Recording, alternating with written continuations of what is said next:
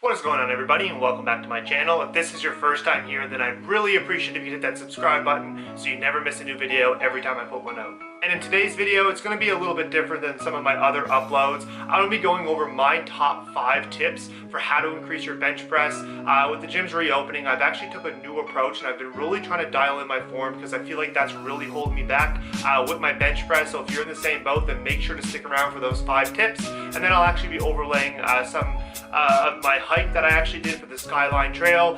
Most of you probably aren't familiar with Cape Breton, but if you actually Google it, Cape Breton Island, they have the Skyline Trail. It's an absolutely very scenic and amazing hike. It's definitely an icon around here. You definitely don't want to miss the end of the hike.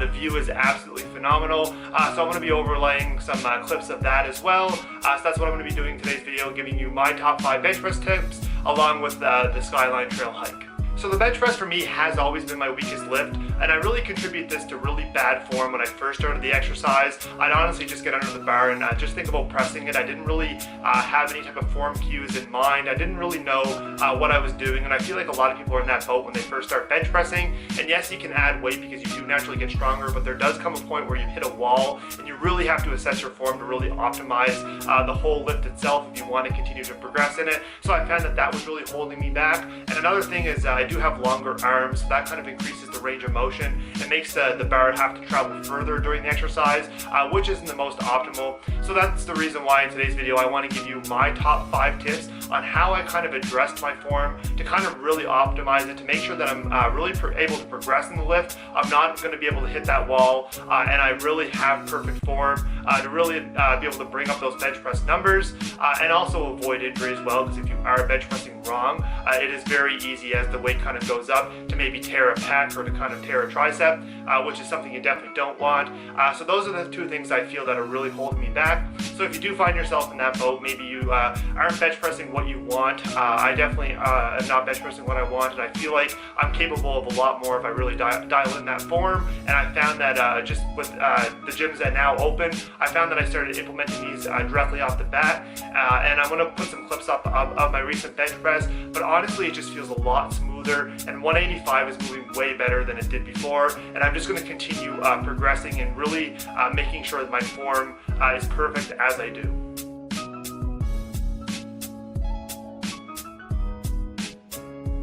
Starting off with tip number 1, which is the most important one on the list, that's why I placed it first, and that's to really perfect and master your form.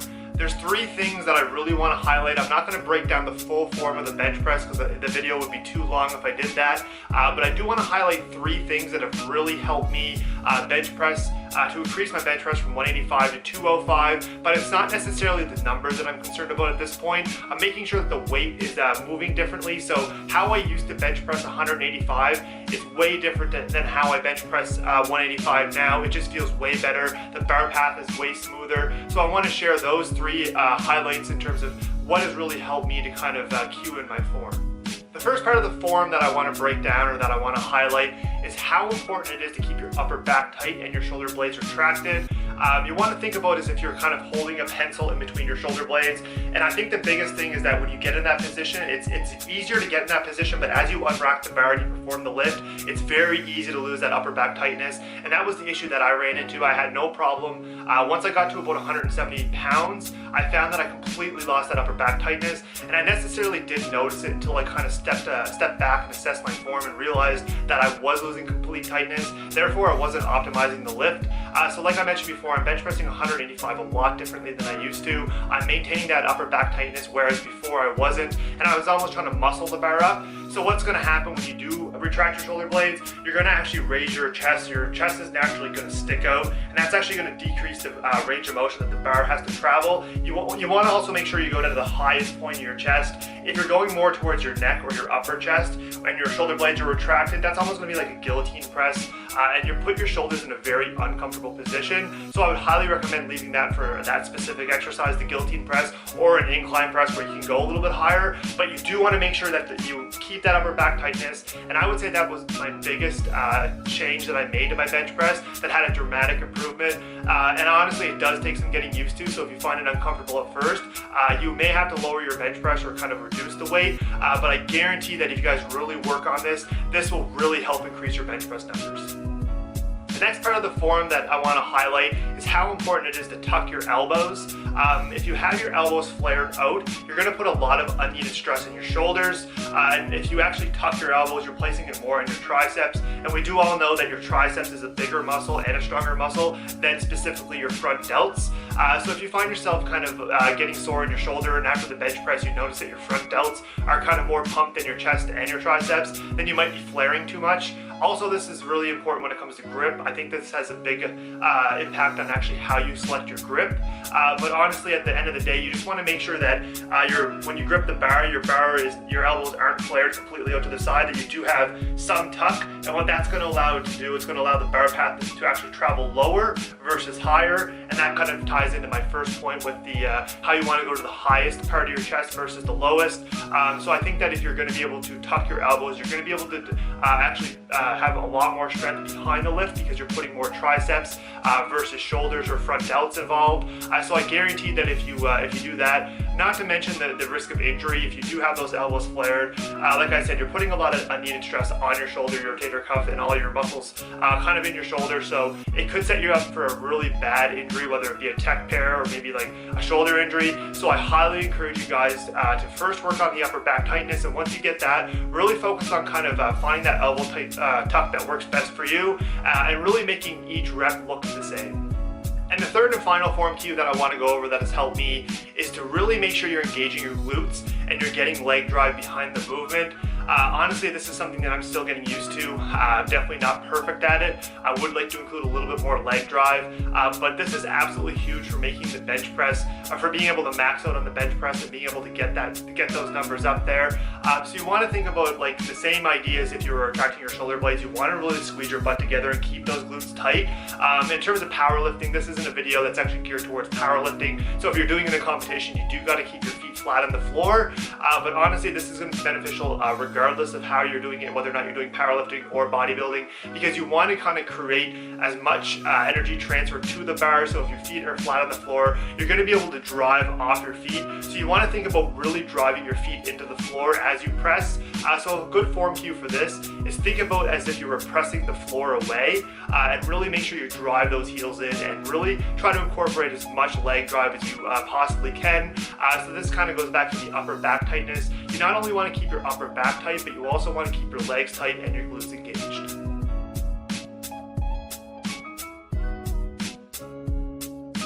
Moving on to tip number 2, and that's to actually increase your bench press frequency and vary the rep ranges. So if you are currently bench pressing once a week and you're wondering why you're not getting better at the lift or your numbers aren't going up, then honestly I guarantee it's probably because you're not doing it enough. Strength is an acquired skill, and the more that you're able to do a movement, the better that you're able to get at it, especially with learning the form. If you need to master the form or you need to work on some cues, honestly the more that you execute the cues, the more that you're able to go over them and practice them, the better you're going to get and the less you're going to actually have to think about them, and you can actually start loading some heavy weight onto the bench press. So if you currently are bench pressing once a week right now, I highly encourage you to prioritize that lift over everything else.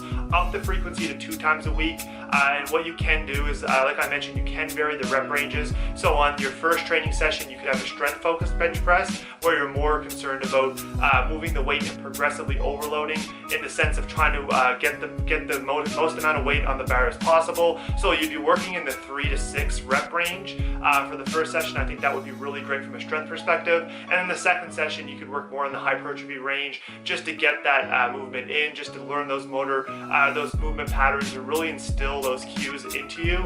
So I think that would be beneficial, and maybe work in the 8 to 10 rep range for your second session. I've seen people go up to 3 times a week for bench press. Honestly, I have never been there, but if you were powerlifting or you were, that was something that you were really trying to focus on, I think that bench pressing 3 times a week does make sense. However, you will notice you'll need a little bit more recovery, so you really need to make sure you're prioritizing your recovery. I think that's extremely important. But I do guarantee that if you start bench pressing more, you're going to get a lot better at the movement, and you're going to feel way comfortable underneath the bar, and it's just going to start to become more natural. And I guarantee that you'll learn the form cues much faster, and you'll start seeing the weight going up as well.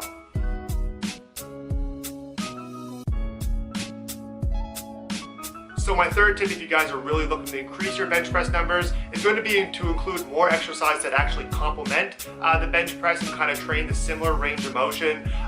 Most times people will think in order to get a bigger, stronger bench, you do need to have a bigger, stronger chest, and that absolutely does make sense. But I think where a lot of people kind of forget is how much the triceps and other secondary and stabilization muscles that are involved actually play in terms of actually the amount of weight that you're able to move with the bench press. So there are 3 exercises that I want to highlight that are going to be extremely beneficial if you are really looking to increase your numbers. So the first exercise that's going to really help increase your guys' numbers on the bench press is going to be the close grip bench press. By actually taking a closer grip, you're placing more of the emphasis on your triceps. Therefore, you're getting your triceps used to pressing that load. So as you move up with the bench press, it's really going to help with your overall pressing strength. Another thing I really like about the close grip bench press is that it does kind of naturally tuck your elbows, because when you're as your hands get wider, your elbows are going to tend to flare out a little bit more. But as you kind of go a little bit narrow, it's kind of easier to get that elbow tuck. So I find that the close grip bench press really allows you to train that range of motion while developing a good explosive movement for your triceps. So that would be the first exercise that I would include in a program if you're really looking to maximize your bench press. The second exercise is one that you might not think of, but it's extremely important for really helping you maintain that upper back tightness and overall upper back strength, and that's actually going to be the inverted row. As you can see here, I actually did it during my home workouts. I found it to be an extremely effective exercise, but you can still do it in the gym as well. If you set up a Smith machine, you can do it on that, or you can even do it in a squat rack on the barbell, whatever's the most convenient for you. But I highly recommend you guys include this one. As you can see, the actual movement pattern is basically the reverse of a bench press. So when you're pressing with a bench press, the load is actually being pressed off your chest and up, versus the inverted row, you're doing the complete opposite. You're starting in that fully extended position and you're bringing your chest closer to the bar. So the reason why I like this one is because you're able to kind of keep that upper back tightness. It really trains that, it really practices it, and it really does strengthen your upper back. So that would be my second one, would be the inverted row. And the third exercise that I really like is another one that you might not think of as well, and that's going to be the face pull. I think this is definitely the most underrated exercise out there. It's going to really help strengthen those rear delts, which are going to be really important for helping you stabilize your shoulders. So as you set up for the bench press, as you retract your shoulders, you want to really dig your shoulder blades into the bench so you're able to maintain that position. And the stronger rear delts you have, and the more you're able to kind of engage them, the more stable you're going to be and the less wobbly you are going to be during the bench press. So I also like the face pulls for another reason, is because it does naturally train that shoulder retraction. So it actually naturally pushes your chest forward, which is something you need to do when you're bench pressing. So I really like those 2 aspects of the face pull, but honestly it just makes for a really effective rear delt exercise as well. So yeah, definitely give those 3 a try, and I guarantee you'll have no problem increasing your bench press numbers.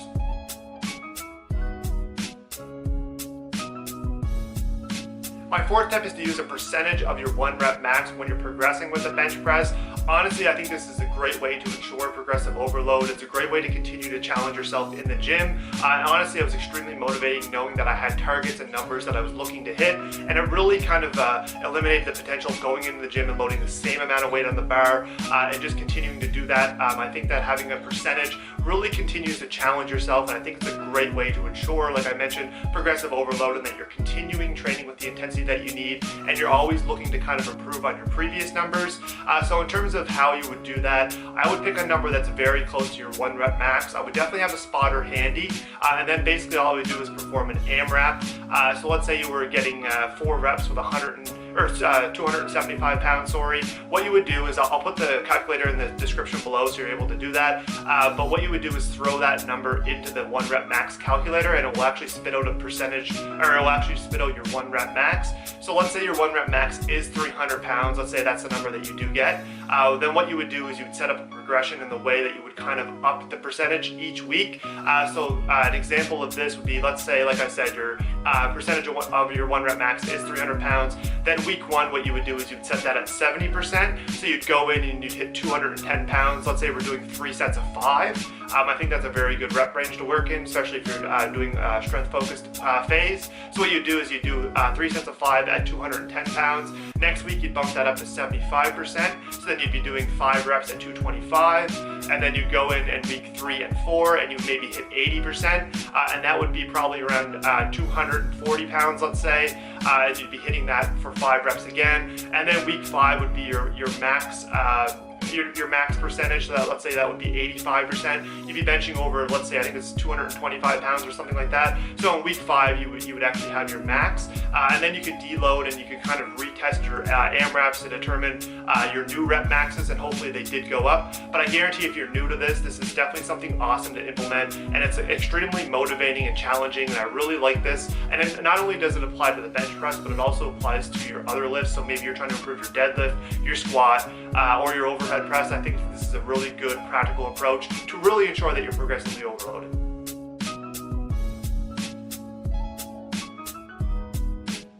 So my fifth and final tip for really boosting your bench press numbers is going to be to prioritize your bench press days. So you want to make sure you're setting your training split up in a way that's really optimizing that bench press session. So a bad example of this is, let's say you had a really taxing shoulder or arm day before you train bench. I don't think that would be optimal. So you want to make sure your split is set up in a way where it allows you to be fully recovered and fresh. So if you do kind of have a shoulder day or an arm day, maybe include like a leg day or something before. But the better approach would be to include a rest day. So depending on how many days a week you train, I think it's really great that if you're trying to focus on something, you're trying to improve, whether or not it be a lift or a weak body part, I think that having a rest day before you do it is going to make sure you're properly recovered and you're fresh and full of energy and ready to go to rock that session. So I think that having a rest day. Another thing from a nutritional standpoint, I think you want to include a good pre-workout meal. You want to make sure your nutrition the day before and the meal before you actually go train is really on point, that you're really maximizing those carbs and the protein so you have enough energy to be able to kind of go in and hit your targets. I think that's extremely important. A couple other random things I want to throw in is make sure you're getting a good night's sleep. I think that's pretty obvious, but honestly, sleep has an impact on pretty much everything, and it's going to definitely impact your training performance and just how you feel. So I highly recommend you guys get a good sleep. But yeah, I think that just making sure that you really prioritize it. Find a good playlist, find some good music, something that really motivates you. Another thing is maybe take some pre-workout. If you do take pre-workout every single day, maybe kind of step back on that a little bit and just focus on taking your pre-workout around the sessions that you're looking to improve. That was something that I did. I used to take pre-workout every single workout, and I realized that over time I just kind of got used to it. So once I took a break, I was able to kind of go back on it, and I was able to kind of get the effects again that I was looking for. But I think that taking a good pre-workout before your bench day is really going to amp you up, and I think that's an extremely underlooked part of every lift. It's just the fact that how it feels to actually get amped up, and you're able to, I guarantee that if you do get amped up, you're able to kind of lift more. I think it's just the adrenaline that you get is really going to help with that lift. So I think having a good training partner as well, somebody that you're able to go to the gym with, that's going to be able to motivate you or say something before you go.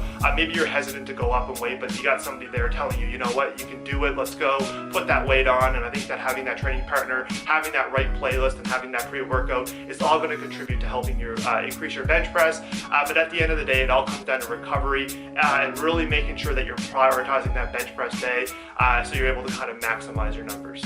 Alright guys, so that's my top 5 tips for really helping you increase your bench press. I'm not here to say that I have an awesome bench press. It's something that I'm definitely working on myself. But honestly, I found that from getting from 185 pounds to actually 205 pounds, this has really helped me make that transition. And honestly, like I mentioned at the start of the video, it's not necessarily how much weight I'm doing, it's how it's moving and how it's feeling. And honestly, everything is feeling great. And I honestly feel like I can be up to 225 and no problem, as long as I keep implementing these tips. So I highly encourage you guys to give this a try, and I guarantee that your bench press numbers will go up if you are consistent with it. And like I mentioned at the start of the video, I will be overlaying some of my clips that I actually got from the hike. You definitely don't want to miss out on that.